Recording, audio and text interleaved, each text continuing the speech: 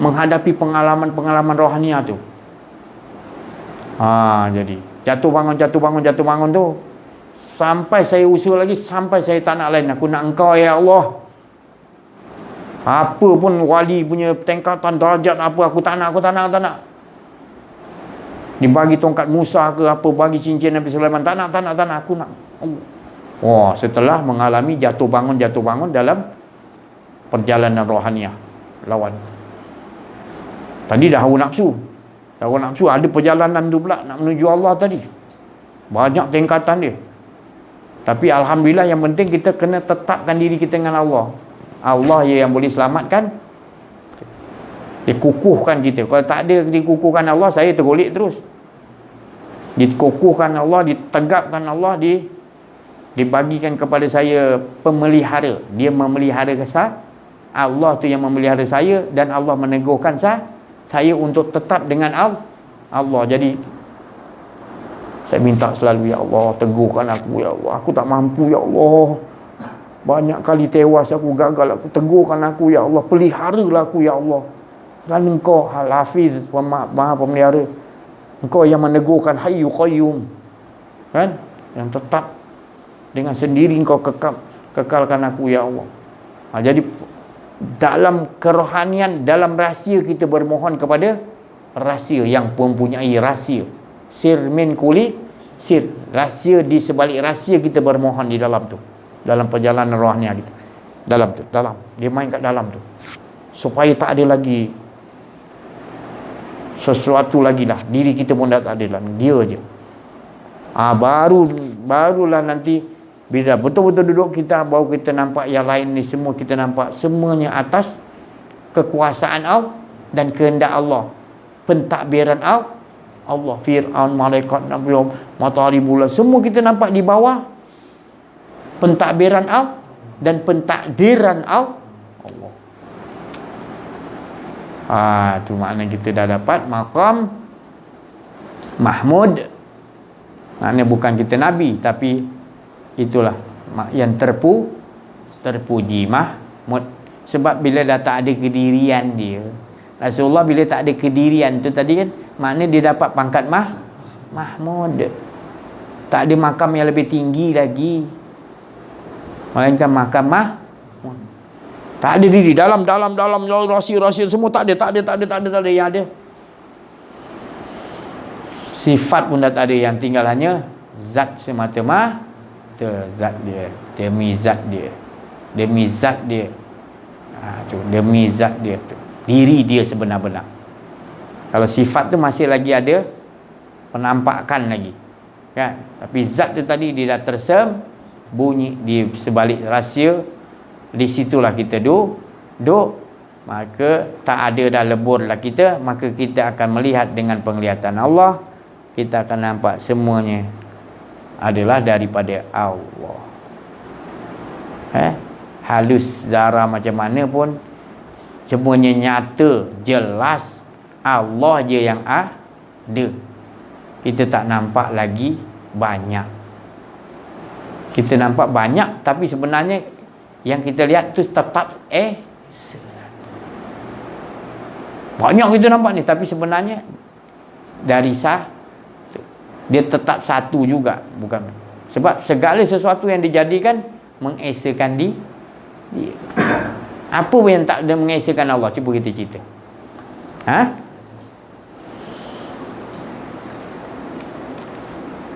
Jadi yang tak faham tu nanti tapi bila dah capai kepada pengenalan yang sebenar, dikenalkan oleh Allah kepada kita, maka tidak ada tersembunyi dah. Semua yang dinyatakan Allah menyatakan keesaan dirinya.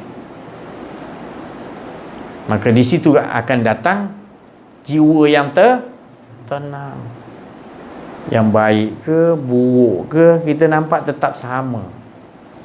Sebab yang baik pun mengesakan Allah, yang buruk pun mengesakan Allah. Kita tak duduk antara dua tu, sebab kita dah duduk dengan dia. Sebab apa pun yang dijadikan, Rabbana ma khalaqta hadza batila subhanaka. Apa pun yang diciptakan Allah tidak ada sia-sia, tidak disia-sia. Baik yang batil, baik pun yang itu sifat yang ditajalikan semua. Ya, sesungguhnya kalau orang tu dah duduk kepada dirinya tadi, dirinya tak ada dah, dia akan nampak apa pun semua. Orang isap dada dia nampak baik, sebab apa? Dia dah nampak Allah dahulu. Dia nampak Allah yang tajali, kan pasti tidak sia-sia.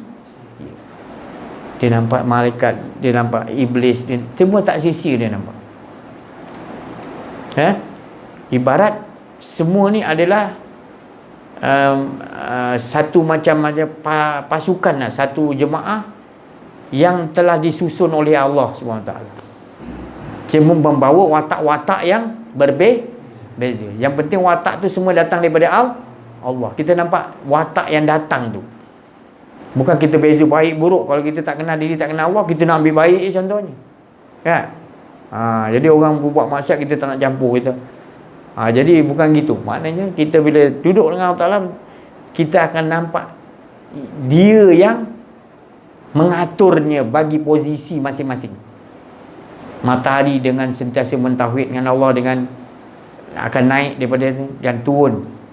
Itu cara dia mentauhid dengan Allah. Betul? Bulan waktu malam, kan? Masih dia. Kan? Waktu siang matahari. Bintang waktu dia disulur tadi untuk orang nak ke laut, dia bagi arah-arahan. Dan banyak lagi dia punya cara mentauhidkan dia. Itu semua diciptakan oleh Allah Ta'ala dengan kebijaksanaan Allah. Apa saja yang Allah Ta'ala ciptakan, baik yang kita nampak kuman yang halus, kita ingat tak ada manfaat, tetap Allah SWT yang maha bijaksana menciptakan. Manusia nak menciptakan satu kuman yang halus pun tak boleh. Tai hidung pun tak boleh bikin. Nak banyak cerita nak mengaku hebat. Tai hidung sendiri pun tak boleh bikin. Kan? Itu tadi. Tai telinga ke? Boleh? Mana ada proses telinga ni? Ada. Buatlah, panggil pakar-pakar tu, so buat tai telinga. Lepas tu ambil tai telinga yang original, test. Tak sama. Tai telinga je tu kan. Apa lagi? Jadi semua apa yang zahara halus sekalipun, yang kasar, yang apa, semua manusia ni tak mampu. Itu semua ciptaan Khalik, pencipta dia adalah yang maha bijaksana mencipta. Jangan sekali-kali kau hina. Ada yang hina ciptaan Allah, dia kata.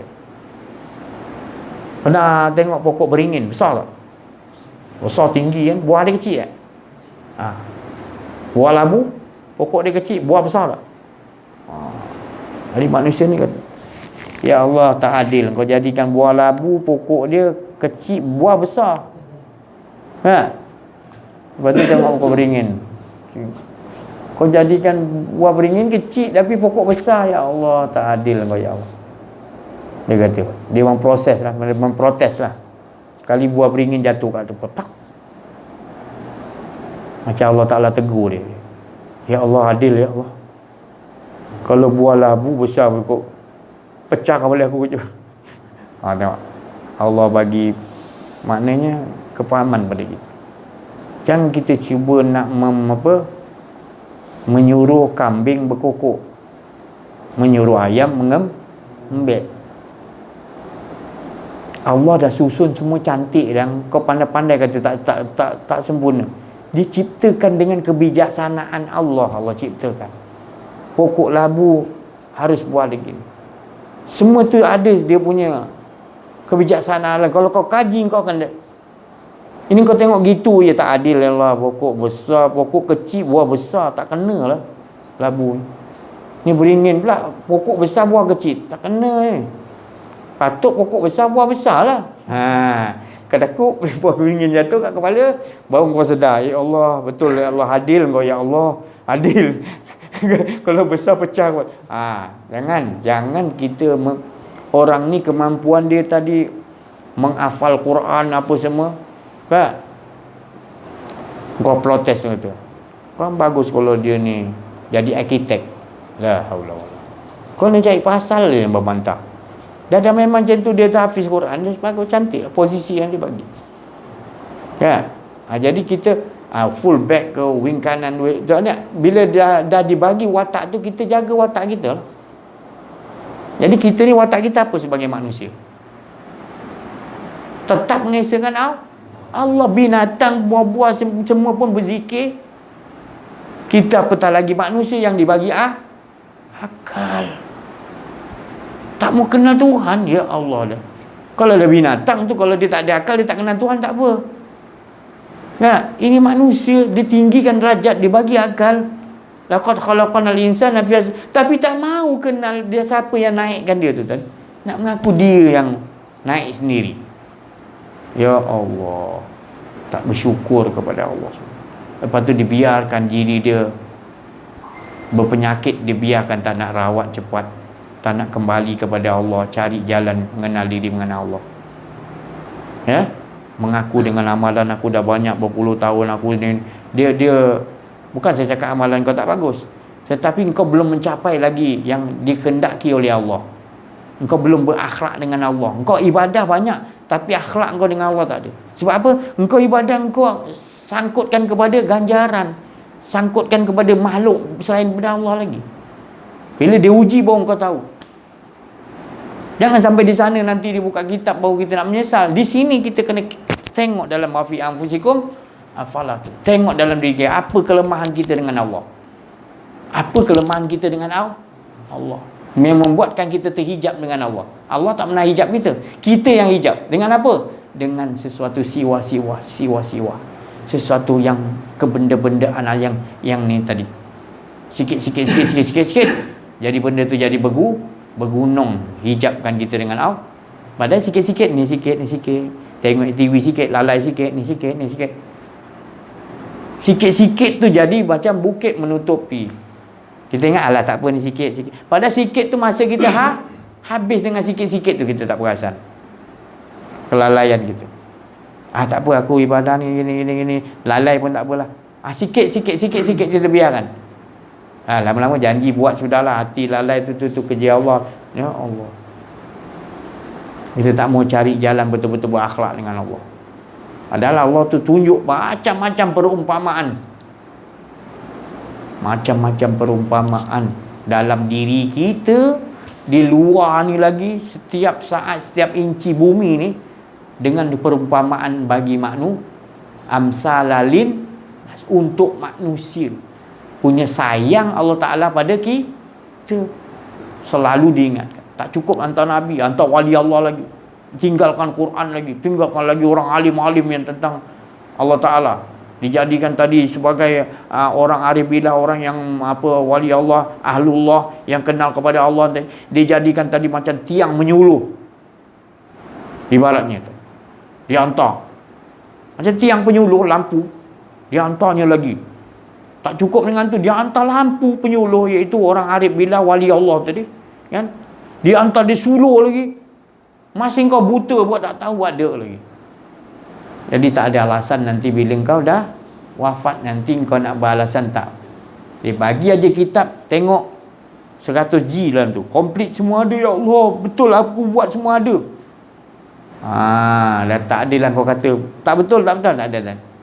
Betul semua, apa yang tepat semua ada dalam. Macam tu dah tak gunalah penyesalan. Tak guna nak beramal, tak boleh dah. Sekarang ni bersungguh-sungguh lah. Ini masa kita kan, masih ada masa hidup lagi ni, bersungguh-sungguh lah supaya kita dapatkan Allah Ta'ala. Bersungguh-sungguh lah. Sebab ini maknanya saya membawa pesan-pesan yang daripada kesucian kudus daripada Allah sampai pada Rasulullah sampai pada kita, kesucian tu semua. Yang mana hanya ikut situ pada Allah Ta'ala, Rasulullah, Rohul Kudus. Kesucian, mana kita menjaga kesucian tu kita. Kesucian tu apa? Hendaklah kau dengan Allah. Tu kesucian. Jangan ada rasa lagi kedirian. Tu kesucian.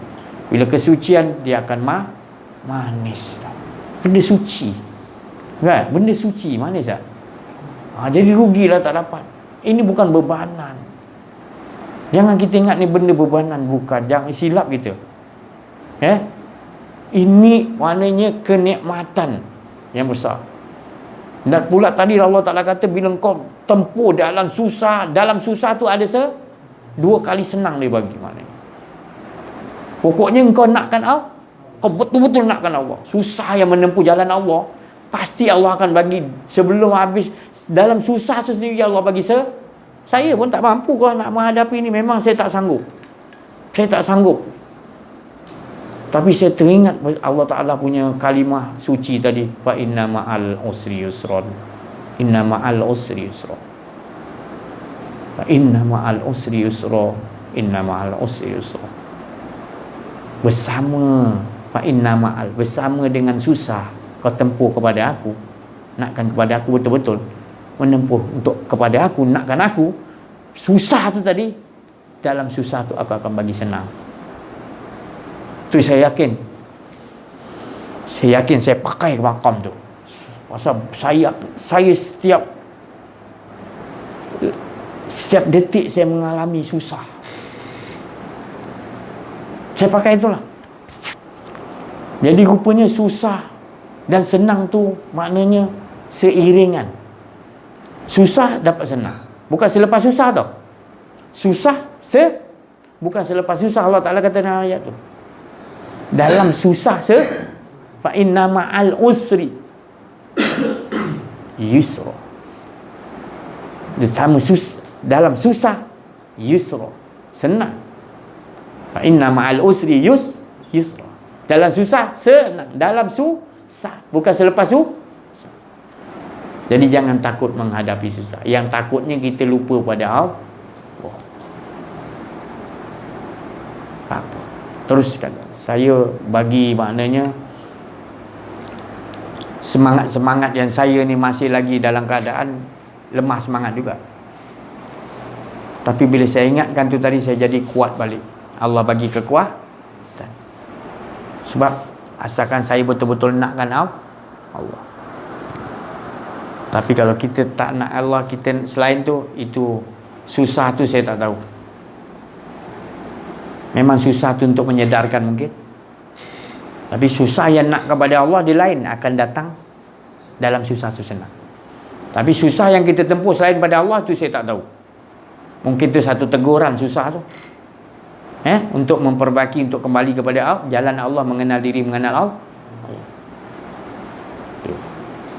Kita tengok. Jadi nilai ibadah kita tu terletak kepada, dah ke kita serahkan kepada Allah diri kita. Bila kita dah serahkan diri kepada Allah, barulah boleh dinilai ibadah kita.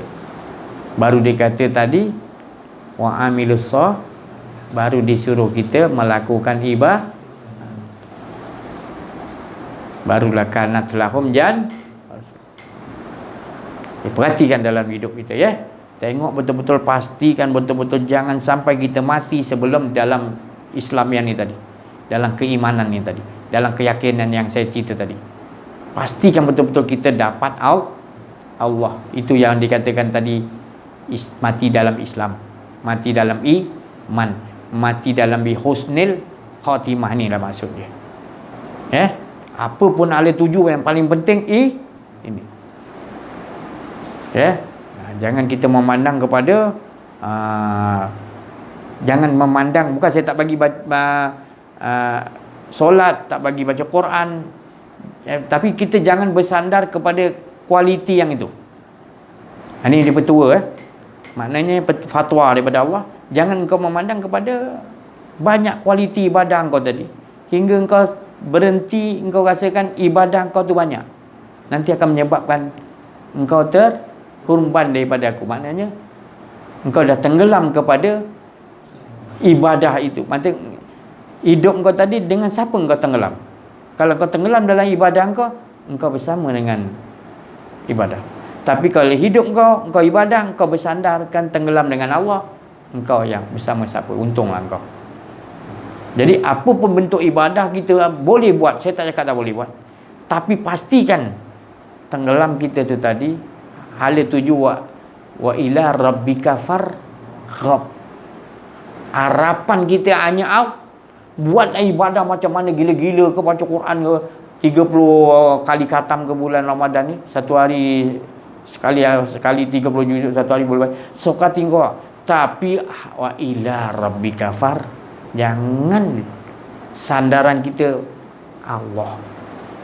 Bukan sandaran kita kepada itu yang dimaksud kualiti ibadah. Kita kata kita nak sandar, oh aku selamat, aku rasa ni 30 juzuk satu hari aku Quran 30 juzuk satu kali aku baca, selamat aku rasa aku ni. Hoi, bahaya tu.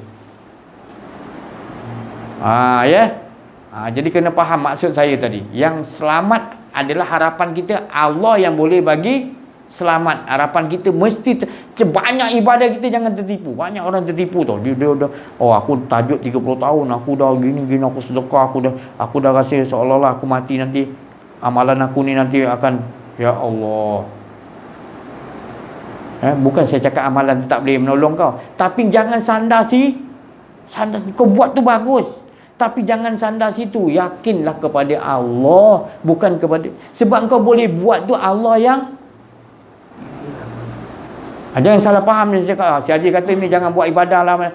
Bukan saya tak bagi buat ibadah. Saya suruh apa pun kau buat lantak kau. Gila-gila kau nak buat. Tapi sandaran kau, Nabi Ibrahim tu dia nak bagi tahu Allah, ya Allah, boleh tak ya Allah izinkan aku bagi makan makhluk kau yang di laut. Kau tak mampu Sulaiman, aku cubalah. Dihidangkan sepanjang pantai tu tadi makanan. Allah Ta'ala kata, dah Sulaiman, dah. Dia panggil ikan besar satu, dia sedut, habis makanan tu. Nabi Sulaiman lembik Sulaiman. Lepas tu datang lagi ikan besar lagi, banyak lagi. Seolah-olah berkata, mana Sulaiman kau kata nak bagi aku makan? Allah dah bagi tahu. Allah bagi tahu kami semua engkau nak bagi makan hari ini. Mana lagi makanan? Lemah Nabi Sulaiman dengar, ya Allah, hebat kau ya Allah, kau bagi rezeki. Aku baru gini pun aku ingat dah hebat dah sepanjang pantai. Rupanya seekor ikan sedut. Lepas tu banyak lagi tak ada bagi makan. Ya Allah, macam mana kau hari-hari bagi makan makhluk kau ya Allah? Tak ada apa Nabi Sulaiman rasa, ya Allah, aku jadi hamba kau je lah ya Allah. Aku tak mau jadi apa-apalah. Melihatkan kekuasaan kau ya Allah. Jadi hamba je lah. Tak ada apa kita ni. Tak ada apa. Janganlah rasa-rasa macam mempunyai. Jangan. Ya. Nabi Sulaiman dah. Dia diajarkan gitu. Kau kaya. Kaya Nabi Sulaiman, tak ada manusia yang kaya macam dia lagi dah. Dan memang tak ada. Rasulullah nak cuba minta tapi Rasulullah segan. Sebab Rasul boleh dapat macam tu. Tapi Nabi Sulaiman tu dah minta pada Allah, beri aku kekayaan yang tak ada lagi manusia ada kekayaan macam aku. Tapi Nabi teringat tu, Nabi tak jadi minta tu. Menghormati kan tu, akhlak Nabi tengok kan. Itu paling kaya tu. Ada manusia paling kaya sekarang bagi ikan makan tepi pantai, punya panjang sepanjang pantai tu, bagi makan. Ada. Baru buat kenduri satu kampung pun dah kecoh dah. Kan? Oh, kita sokong wakil rakyat ni apa ni. Bukan sinilah, bumi lain. Kan? Baru bagi makan 10,000 orang, 20,000 orang dah. Oh, banyak dia bagi makan orang. Nabi Sulaiman sepanjang-panjang pantai tu apa? Kan? Sekali Allah tunjuk kau nak tahu aku bagi makan yang kat laut tu berapa banyak tu ikan-ikan tu lagi. Kalau kau kata nak bagi makan hari ni, tak sanggup kau. Cubalah ya Allah. Baru seekor tu banyak lagi menunggu ikan besar-besar. Mana Sulaiman? Kau janji nak bagi makan. Allah dah bagi tahu aku. Sorry lah, minta maaf. Aku hebat Allah SWT. Allah yang tahu bagi kau rezeki. Aku ni tak mampu. Jadi bila kita bagi orang dapat makan orang, bukan sebab kita hebat, tapi Allah mengizinkan dengan rahmat dia kita dapat bagi orang ni makan ni. Kita bersyukur Allah dapat bukan membangga diri, aku banyak amalan, aku bagi orang. Bukan, salah pasang. Merasakan dia yang memberi kepada kita untuk bersifat kasih sayang. Jadi tak ada merasa ada hak amalan kita, tak ada. Yang ada baru betul tauhid, baru betul diterima Allah. Sebab kita tahu dia daripada dia, untuk dia, kepunyaan dia, kita tak ada apa-apa. Dia punya semua. Jadi dia, untuk dia kepunyaan semua dia, tak ada apa kita, baru betul. Kalau nak ngaku-ngaku lagi, kan Nabi-Nabi dia takut nak mengaku-ngaku kalau ada apa. Nabi-Nabi. Kalau kita ni, kalau orang tu hebat, dia rajin sedekah. Tapi Nabi-Nabi dia punya hukuman tak boleh bersedekah. Kenapa pula? Sebab dia kena jadi fakir. Tak boleh ada duit. Kan beza kan makam dia. Engkau banyak duit, kau rasa engkau dermawan, kau hebat. Tapi lebih hebat lagi orang yang makam Nabi tadi, dia tak memiliki apa-apa, dan dia tak boleh nak sedekah apa-apa pun, dia tak ada duit. Dia kata, lagi tinggi tak makam dia? Dan dia bila dapat duit, terus dia cepat tak ada simpan apa kat dia. Tak boleh bawa duit dalam masuk rumah. Tu Nabi-Nabi punya pantang. Ada wali-wali juga, berapa-berapa wali tingkatan tinggi yang ikut. Ada. Jadi orang bagi duit ni, dia habiskan sebelum balik rumah, dia habiskan dulu. Dah habis baru balik rumah. Sekarang ada aircon pula lagi. Sorok-sorok lagi masuk. Jadi kita tengok kedudukan maknanya itu Allah perjelaskan. Beruntunglah kita berada dekat dengan orang-orang yang menjadi penyuluh. Sebab orang yang jadi penyuluh ni ahlullah, pengganti pada Nabi, untuk menyuluh manusia, membawa kepada Allah. Sebab dia menyuluh, dia ambil nur Allah tu masuk kat dia, disuluh ke dunia. Beruntunglah kita menjumpa setiap perkataan dia akan masuk ke dalam rohaniah kita. Walau sepatah perkataan akan meresap, akan jadi dinding-dinding makna tauhid ada dalam diri kita. Perkataan ni, walau satu perkataan, itu namanya penyuluh-penyuluh Allah, ataupun ahlullah, ataupun orang kekasih-kekasih Allah yang aku turunkan ke bumi untuk mengukuhkan lagi ayat-ayat aku. Orang baca ayat Quran banyak semua, dia tukang mengukuh supaya orang bertambah yakin. Bukan sekadar baca, dia suruh amal dia kan. Maknanya dia suruh supaya jangan cukup baca ayat-ayat Allah, terus makamkan dia. Tu orang arif billah, orang ahlullah, waliullah, dia sifat dia gitu. Dia penolong-penolong, maknanya ibaratnya dia menyalurkan nur Allah tadi ke diri dia untuk itu Allah bagi begitu posisi dia. Beruntunglah orang kata, siapa tak ketemu tu, dia tak nampak, buat buta mata, itulah manusia yang paling rugi, di mana mereka inilah orang yang matinya seperti mati kafir jahili, kata Rasulullah SAW. Itu saya bukan nak menakut-nakutkan, saya sebenarnya bercakap ni atas dasar kesucian dan bukan untuk mengangkat diri saya dan untuk nak dapat pengaruh, tak ada. Saya tak perlu pengaruh banyak. Yang penting saya bercakap tadi, masuk amalkanlah. Saya bukan guru, saya bukan syekh, saya bukan semua saya bukan. Saya nak jadi diri saya apa yang Allah Ta'ala suruh.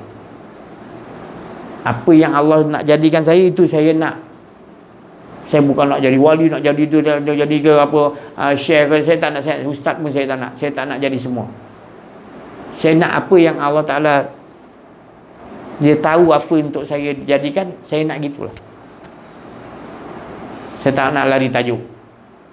Kalau saya pandai-pandai nanti minta jadi ni, minta jadi ni, padahal Allah tu nak bagi lebih lagi, iaitu aku yang tahu engkau nak ditempakan macam mana. Aku tajalikan kau tu, aku tahu untuk apa kan. Jadi kita nak gitu. Itu hala tuju sebenar, insya-Allah. Sekian, mudah-mudahan kita dapat pelajaran ni kita terus amalkan dalam kehidupan kita sampai pada isteri anak kita semua.